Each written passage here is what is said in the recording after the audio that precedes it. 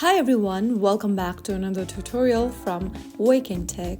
Today in this video, I'm going to show you how to favorite an item on Etsy. If you want to save your favorite handmade or vintage item to find them later on Etsy, then you can easily favorite an item so you can revisit them anytime.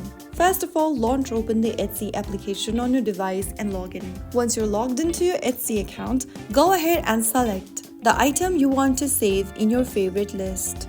Once you find the item, go ahead and open it up, and then, in order to mark them as your favorite, tap on the heart icon at the top right corner.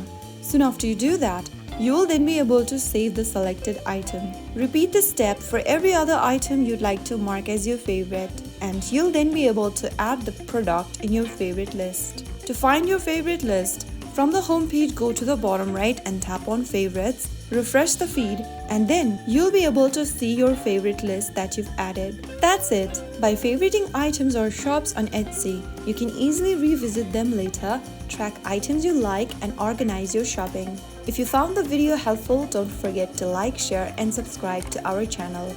I will see you again in the next episode. Thank you for watching.